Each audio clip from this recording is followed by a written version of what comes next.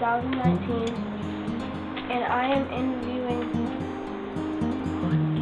Ron Kahle at the Newkirk Public Library. What motivated you to join the military? My mother had a brother, which was my uncle, who was shot through the spine in the Battle of Bulge during World War II. And he was always walked with crane and cane and crutches. And he had entered the military as a private first class and got battlefield commission to a captain. So I was in college, and he insisted that I go through the ROTC program and get a commission so I could go in as an officer. And I did. Tell me a little about your time in basic training. Well, our basic training was at Fort Sill, Oklahoma, and we learned how to pick up cigarette butts along the highway and trash and march and take orders and things like that. What was your primary job after training? I was in the Army. Of course, I guess we stated, I don't know whether we stated that or not. Anyway, I was in the Quartermaster Corps, which is involved in food and shelter and clothing.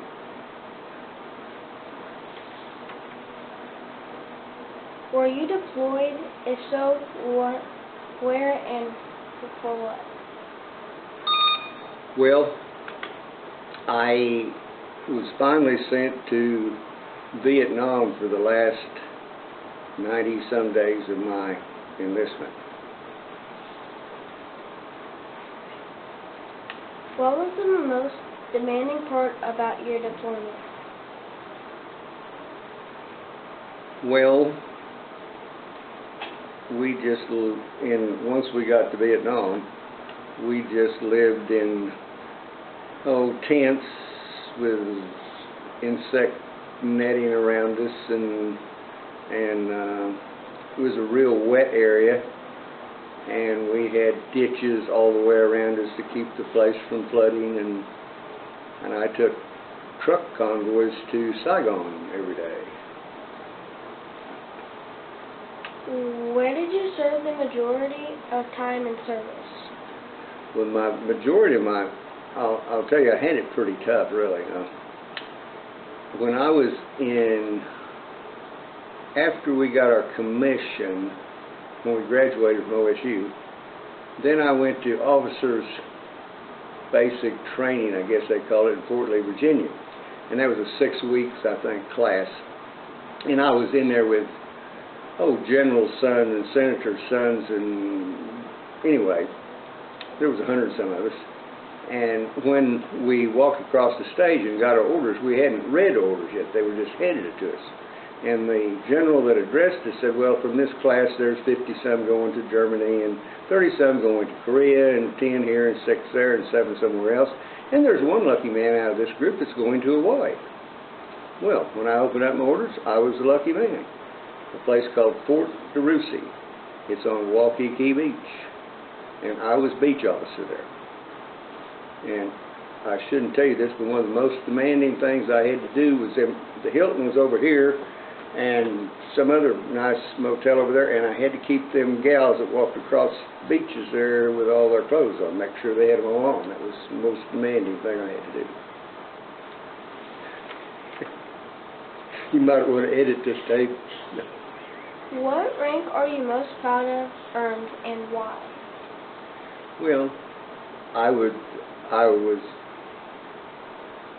received a commission as a second lieutenant when I got through basic training and officers training, and then I was just promoted to first lieutenant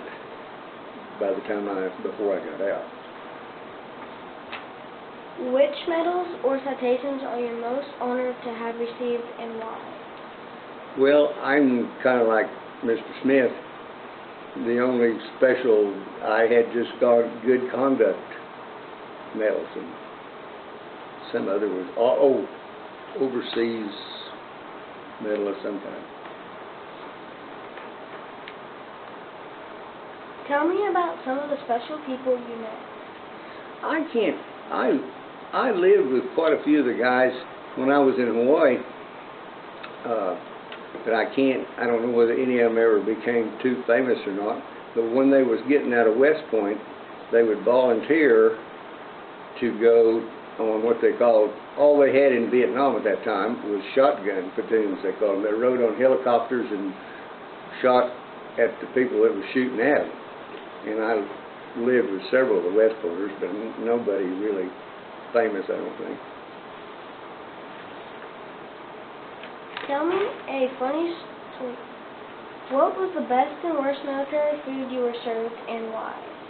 Well, about the best food I had, when we went to Vietnam, I was in Hawaii, and the 25th Division was in Hawaii also, and when they were going to send the 25th Division to Vietnam, why they were short of officers, and they looked around and they said, well, there's that Lieutenant Kahle down at Fort Rouge that's doing absolutely nothing, so let's give him an infantry platoon, which they did.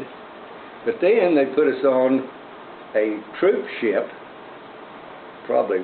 He was probably watching over us, and the Navy food on that troop ship was really, really good. Of course, it was a little different than the Army food, you know. Of course, there wasn't anything to do.